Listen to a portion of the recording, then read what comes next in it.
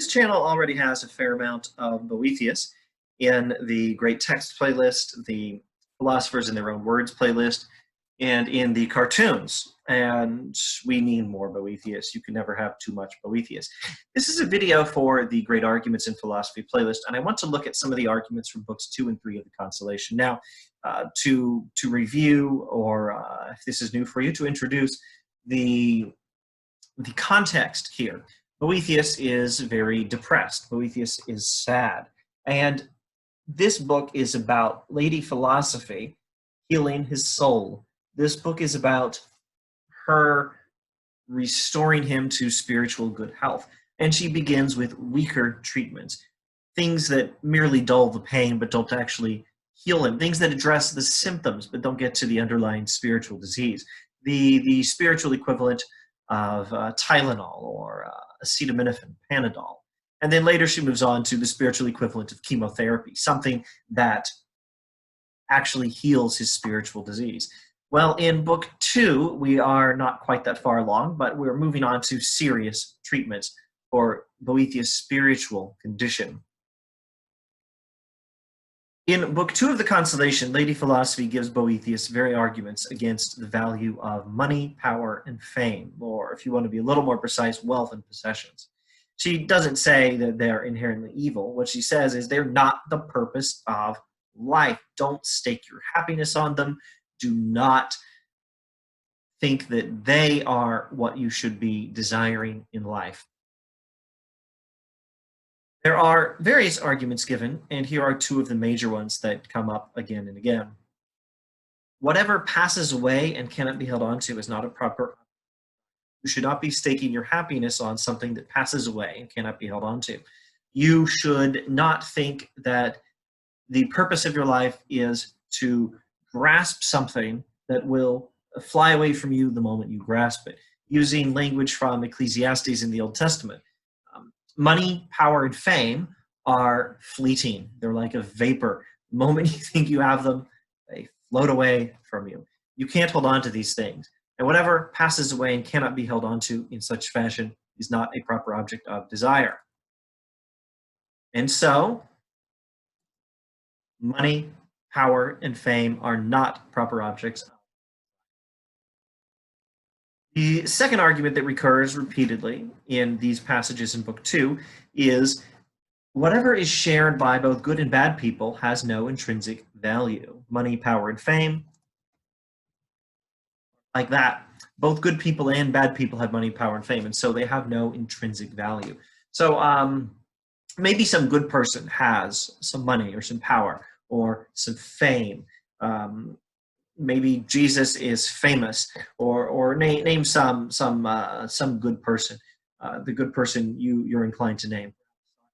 Or Confucius or Gandhi or Abraham Lincoln is a plausible choice here. But name the good person you think of, and think about whether that person has money, power, or fame.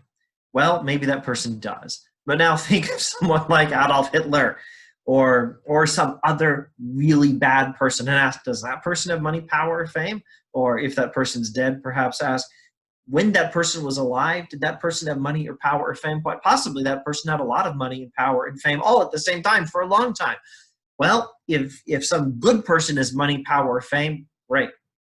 That's not a problem. But if a bad person, if Adolf Hitler has the same things, probably money, power, and fame are not actually all that good.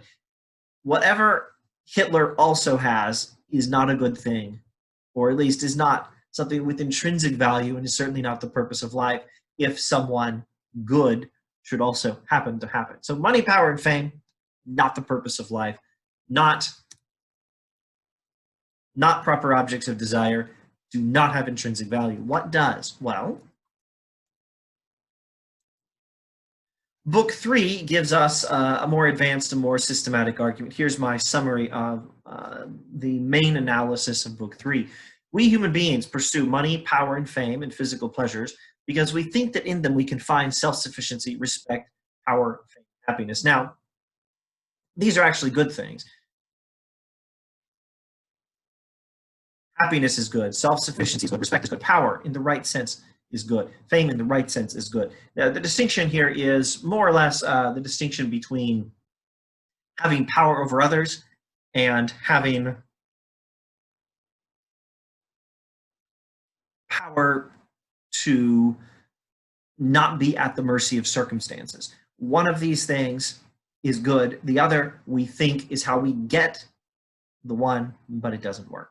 We think that by having power over others, we can have power to be safe regardless of circumstances, but that's not how it works. Fame as a recognition of virtue is good. Again, think of the person you think of as a moral exemplar. Gandhi or Abraham Lincoln or Socrates or Confucius might be plausible choices. I'll go with Jesus. And actually, although I don't think Boethius is setting himself up as a good person, in fact, he's very critical of himself in this book. I think looking back on things, the way Boethius finished his life makes him a very fine example of a good human, if anyone is good. Boethius or Jesus or someone you think is good has fame. And what that means is people recognize that these are good people. We recognize that there's some virtue there. Well, that's not the same thing as everybody knowing your name or knowing your face or having a lot of likes on Facebook or having a popular YouTube channel. Fame in this low, crass, popular sense, fame in the social media sense, fame in the television sense, the fame of characters who were on some TV show that was popular or that is popular now, but most people won't know about in a few years perhaps. That is not the same thing as the good kind of fame, which is recognition of virtue. So there's a distinction between some items in the second list that might have some of the same words as items in the first list. We pursue money. We pursue money, power, fame, and physical pleasures because we think that in them we can find self-sufficiency, respect, happiness. The second list is good. The first list is what we mistake for the good. We actually cannot find self-sufficiency, respect, power, fame, and physical pleasures. In fact, we can't find them in anything this world has to offer. Where can we find them? We can find them in God. And so we should pursue God. Pursuing God is, in fact, the purpose of life. Thus says Boethius in the Consolation.